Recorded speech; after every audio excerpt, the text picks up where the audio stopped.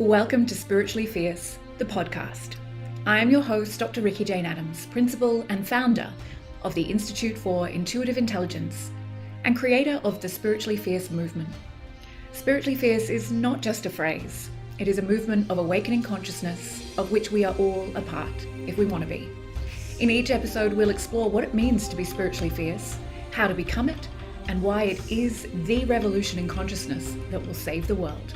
Join me and my fierce guests for deep conversations on spirituality beyond the trinkets and superstitions of the New Age that will support you to increase your power to serve.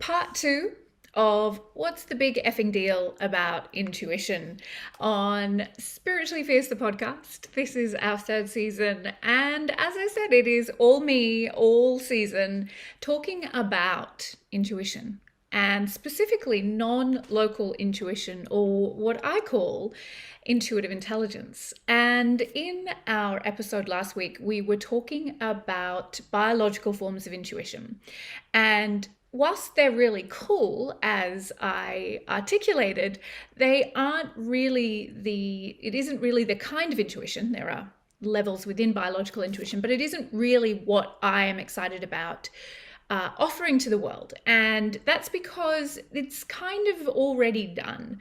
When people talk about intuition in the media or in Forbes, or, when they say that scientific experiments have been done, in the mainstream, they're usually referring to biological forms of intuition. And for me, I see that whilst it's important that we acknowledge this, and in fact we should be educating our kids from birth that this is innate within us, what gets me really juicy and excited is non-local intuition. So I'm holding my latest book, Superconscious Intuition, in my hot little hands because I'm actually going to read some of this to you, which is very cool. Kills 2 birds with 1 stone, because I have not yet done the audiobook for Superconscious Intuition, but also because it's really articulate in explaining the science of superconsciousness or non-local intuition. And why I want you to have this information is because I do not want us to stay in this New Age ghetto, minimizing and reducing the power of what our intuition is, and believing it belongs to the trinkets and the superstitions of the New Age, when in fact it is quantum in nature, and it is the language of consciousness. And when we are conversant in our non-biological forms of intuition, we are accessing superconsciousness. Hence the name of the book, Superconscious Intuition. So I want to read a little bit to you, and as I do, I'm going to riff off that because there'll inevitably be things that I want to say about what I've written, and really take us on a journey for the next 20 minutes or so into understanding non-local, non-dualistic intuition. So if you are following along at home, I am reading from Chapter 2, The Science of Superconsciousness, and it begins with a quote from Pam Grout. God is the ceaseless longing to become all that you can be. Is there a way to have a conversation about intuition that goes beyond spiritual trinkets and superstitions? When we look to the science, there is. Our innate ability to understand and connect with one another beyond the dominant 5 senses, in other words, to activate our intuitive intelligence, is explained by science in many ways. But I want to share 2 key areas that demonstrate how our biology is the technology of our intuition.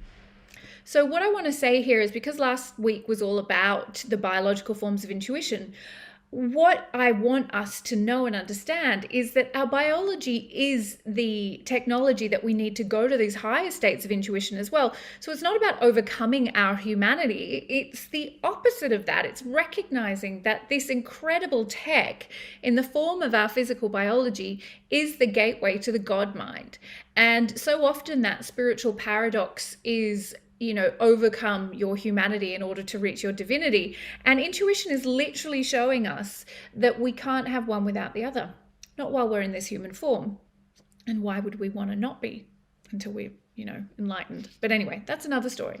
So the first key area is intuitive intelligence is an intelligence based on the inherent interconnectedness of all consciousness and our capacity to attune to non-local and acausal consciousness with focused intention and attention. Stay with me. We produce electromagnetic fields made up of vibrating particles that communicate with everything around us far beyond our physical limits because of this fact. And we start to see that in that energetic sensitivity that I talked about in regards to our biology, but it goes beyond even that electromagnetic or pranamaya kosha body. Number 2, we have a little brain in our heart, which sends more information to the cranial brain than the other way around. Intuitive intelligence is a function of the heart brain, not the third eye, in case you were thinking that was where it belonged. A cluster of 40,000 neural cells in the anatomical heart that is precognizant and with an electromagnetic field 500 times greater than the cranial brain. Okay. First of all, that might be enough mind-blowing information for you right there. The third eye isn't the center of our intuitive knowing. No, but it does play a part. And the heart brain sends more information to the cranial brain than the other way around? You mean it's not just a pump for blood around the body? No, it isn't. It does do that, but that's about 5% of its function because the blood cells actually have their own centrifugal force. They actually move themselves around the body. So why this matters is because when we don't know the seat of our intuition, we will be going to that secondary power source. In this case, that is the third eye. So you can think of the third eye as the periscope of the heart. The heart is what receives the intuition, the non-local intuition, and the third eye is what interprets it. It is the symbolic sight. So when we start to interpret the energy that's coming from superconsciousness through our heart, it is put into language, symbol, visuals, imagery, words, thoughts, however you receive your intuition, in order for us to be able to make sense of it. Otherwise, we wouldn't speak at all. We would just radiate the energy of this incredible superconsciousness that's pouring into our hearts. But most of us don't have that telepathic power just yet, so we wouldn't get very far. As a result of these two biological premises, we have access to intuitive intelligence, or our non-local intuition, which simultaneously contributes to self-reliance and a deep sense of connection to others. How is that so? Let's look at the science. Let me just clean my glasses. So what we're saying there is that the self-reliance comes from that realization that there is absolutely nothing outside of you that is going to increase your intuition. Nothing in the 3D world, nothing in the dream. The only thing that will increase your intuition is to increase your access to superconsciousness through the heart brain. The other part of that is the recognition of the quantum fact that all is one. So when we're talking about a sense of connection, then that recognition that all is one is the most profound sense of connection. And we often say that, connection is the antidote to the suffering world. And even the idea that connection is the antidote to addiction, for example, that if we have established connection in a profound way, whether that's through community or relationships or whatever, then we are able to offset or negate the negative side effects of lack of connection. But I think the idea of connection here goes much further than that. It is really about that recognition that I am that is me. There is no separation. And when we're in that sense of connection, yeah, it's cool and fun to have other people around us and to have community and all of those things. But without that deep seat of connection within us, all the rest of it's going to feel fairly superficial. So, at the quantum level, subatomic particles are ripples in an electromagnetic field. The ripples create those fields. Subatomic particles, which are the tiniest measurable aspect of us, are not particles at all, but waves of motion that move in a field. So everything generates a field from the subatomic particle to the entire universe, right? So there is nothing that isn't pure vibration, in other words, and producing fields, and those fields are in communication. We are fields within fields within fields, and these fields of motion influence everything around us. And we started looking at this with the biological form of intuition of energetic sensitivity, that when we're in proximity to anything, we are influencing and influenced by that field. And then we wonder why we're picking up all this stuff from others that doesn't feel good to be in, because it actually isn't our stuff. And we don't do our energy hygiene, so we're left with all of that crap. There's all sorts of things I could say about that, but I'm going to continue because I want us to have this definition. So our field is influencing the field of the universe and the field of the person next to us, and that's where we're getting non-local. So it's not about proximity to someone or something anymore. When we're in our non-local or superconscious intuition, we are influencing the field of all consciousness because we recognize the truth that I am that. We're overcoming the separation mentality. So we know that there is a unified field connecting everything. This is quantum physics. And we can learn to actively connect with this non-local field to guide our lives and have access to the information we need at any moment. Hence the reason there is not a single thing outside of you that you need, because you are the whole freaking cosmos. All right.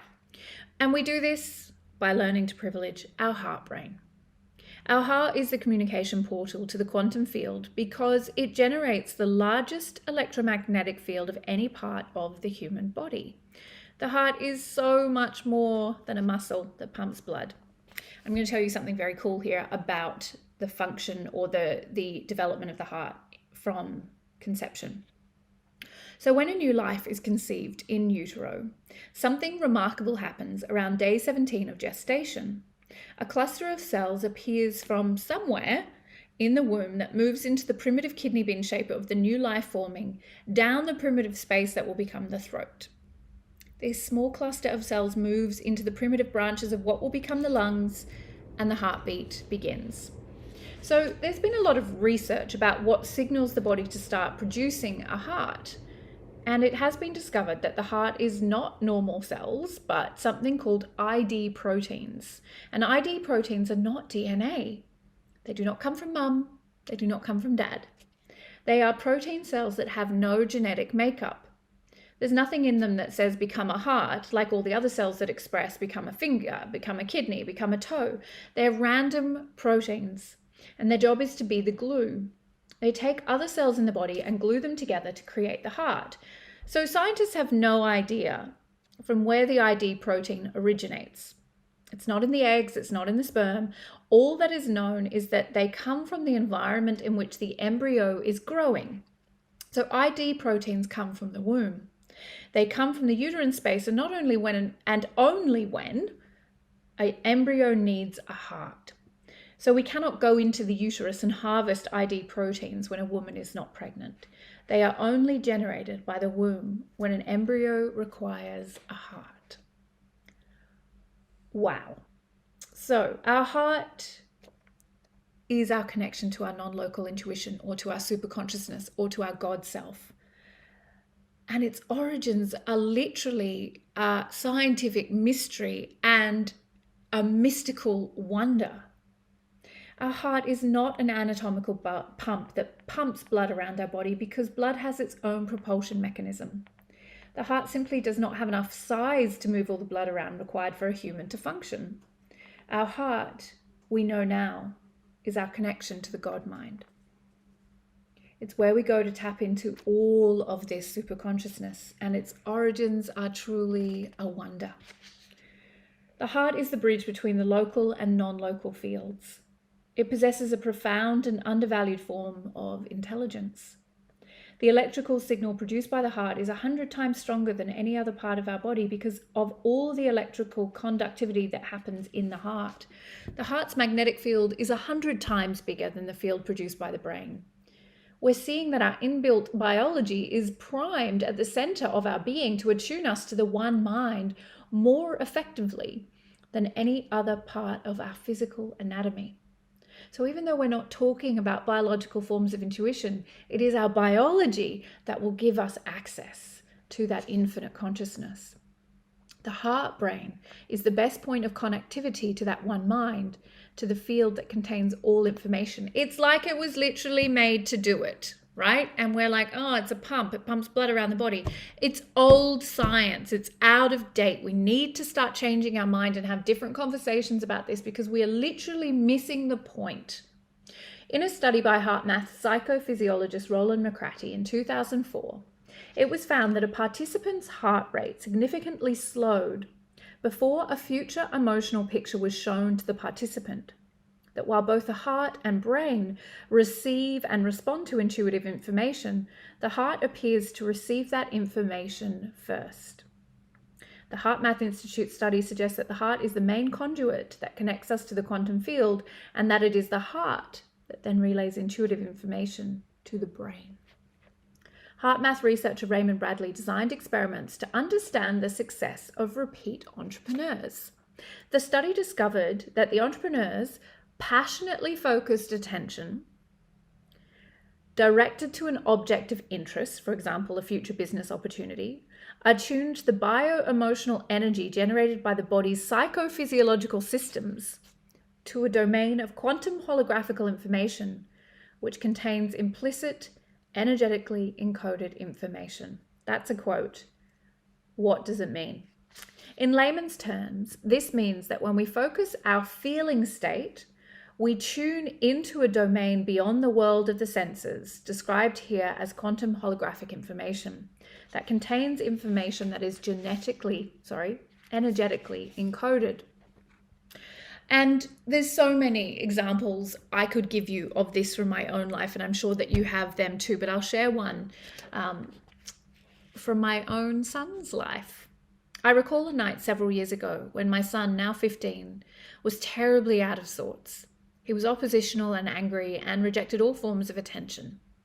Eventually, as he crawled into bed, he said to me, "I'm sad because something is wrong with Ebony." Ebony, his little sister who lived across town with their dad, had just been admitted to hospital with a severe infection of the salivary glands that caused her face and neck to swell and triggered a great deal of pain. Back at our house, we weren't yet privy to that information, but my son knew something was up. I sent his dad a message to console him and didn't think about it again. The following day, we found out that my son was, of course, right.